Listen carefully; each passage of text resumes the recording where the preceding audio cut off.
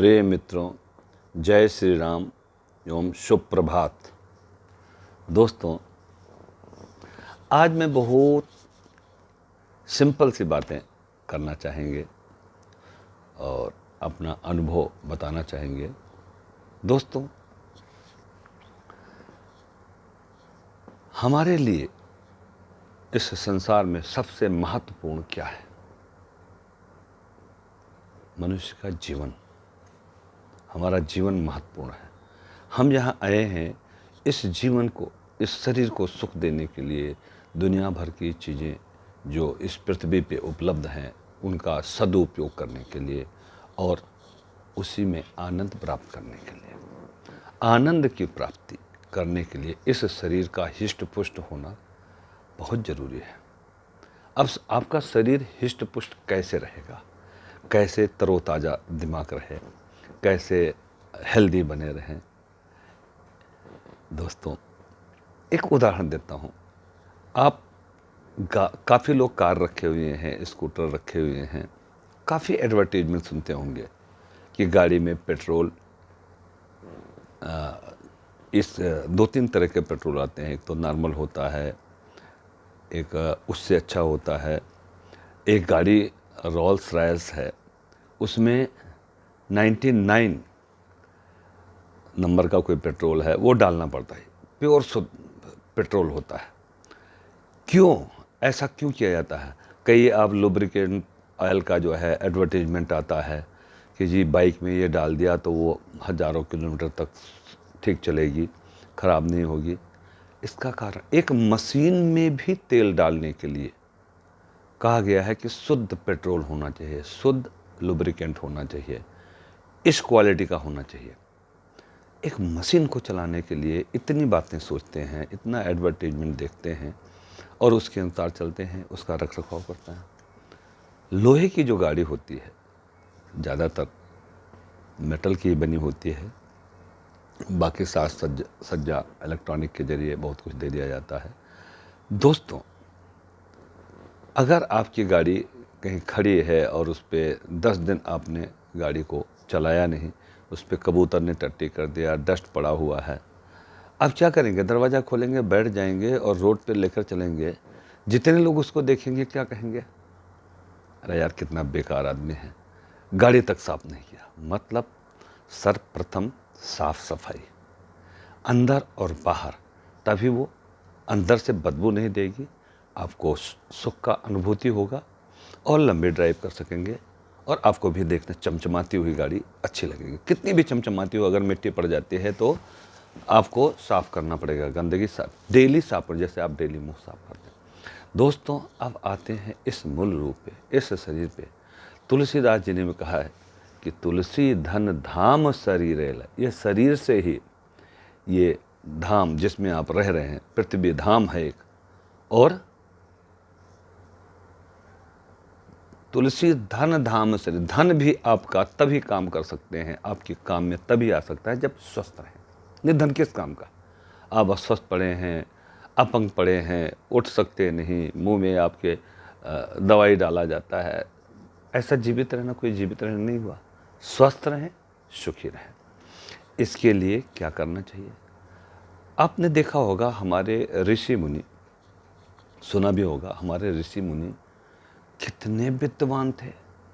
हजारों साल पहले जाइए, उन्होंने वेदों को पढ़ के, उपनिषदों को पढ़ के, उसमें से जो विज्ञान का प्रादुर्भाव हुआ था, आप नाम ले लीजिए, भास्कराचार्य, कणो मुनि, चरक मुनि, पतंजलि मुनि, कण मुनि।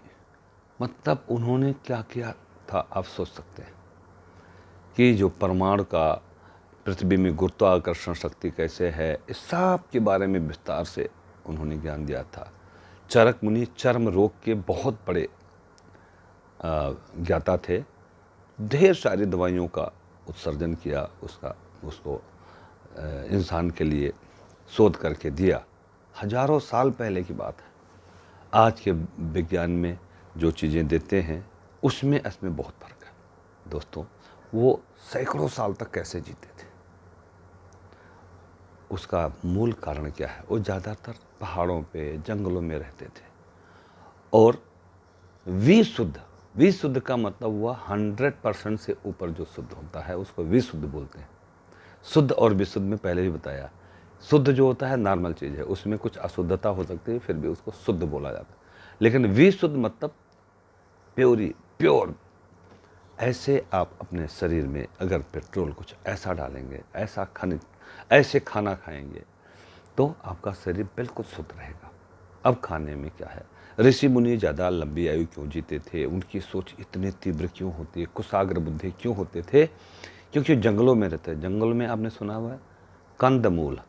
कंद एक चीज़ होती है, ज़मीन में पैदा होता है, वो भी जड़ ही है, उसको निकाल के खाते थे। भगवान राम कंदमूल खाते थे पूरे परिवार से। माता सीता, लक्ष्मण जी, सभी लोग कंदमूल खाते थे। फिर वहाँ फल, जंगलों में फल मिलता है, वो खाते थे। पत्ते, शहद भी जंगल में मिलता है। और पहाड़ से निकले हुए द्रव्य, उसको क्या बोलते हैं, जिसकी दवाइयाँ बनती हैं, वो खाते थे। ऐसी ऐसी चीज़ें खाते थे कि उनका शरीर शुद्ध रहता था। आंवले का तेल, गाय पालते थे, गौशाला, इसीलिए गौशाला रखी जाती थी। गाय से आपको कितने, उनका गोबर भी इस्तेमाल होता है शुद्धता के लिए। जहाँ कहीं कीड़े ज़्यादा रहते हों और गोबर का लेपन करना शुरू कर दें, कीड़े मर जाएंगे, इतना एंटी बैक्टीरिया होता है। फिर उस गाय का दूध, गाय का घी, गाय का दही, बहुत सारी ऐसी चीज़ें थी जो खाते थे, शरीर शुद्ध रहता था। आजकल इतना केमिकल कर दिया गया है, खाद्य पदार्थों में इतनी मिलावट आ गई है कि अच्छा खासा इंसान जो अच्छी आयु जी सकता है, उसकी आयु क्षीण हो जाती है, दुनिया भर की बीमारियां लग जाती हैं। तो दोस्तों, बहुत सारे उदाहरण हैं। हमें अपने शरीर के लिए ऐसी चीज़ें खानी चाहिए, ऐसा रहन सहन रखना चाहिए, ऐसे वातावरण बना लेना चाहिए कि हम लंबी आयु जी सकें। लंबी आयु जीने के लिए सर्वप्रथम मैंने बताया था, अर्ली मॉर्निंग उठिए, योगा, एक्सरसाइज, प्राणायाम सब कुछ करने के बाद आप ड्राई फ्रूट, आपके यहाँ नहीं पैदा होता, चलिए खरीद के खा लीजिए। अब जंगल पहाड़ पे है नहीं, तो वो ड्राई फ्रूट्स रात को भिगोएं और सवेरे उसमें बादाम है, अखरोट है और चिलगोजे हैं, कई ऐसी चीज़ें हैं, अंजीर है। आप इसको भिगो के थोड़ा थोड़ा 2-2 पीस, 3-3 पीस भिगो दें और सवेरे खाली पेट खाएं। चाय वाय उसके थोड़ी देर बाद पीजिएगा। भाइयों, आप देखिएगा आपका पेट कितना साफ रहता है, कितनी पावर मिलती है। कोई ज़रूरी नहीं कि बस सवेरे सवेरे आमलेट खा लेना है, ब्रेड खा लेना है। ब्रेड से तो मेरा तो पेट खराब हो जाता है, मैं ब्रेड खा लेता हूँ। तो दोस्तों, मेरा कहने का मतलब है, इसके बाद भोजन में ज़्यादातर पत्तेदार सब्जियों का इस्तेमाल करें। जो जड़ वाली सब्जियां हैं, भे का नाम सुना होगा, जो ककड़ी, कमल ककड़ी बोलते हैं, उसकी सब्ज़ी कितनी स्वादिष्ट होती है।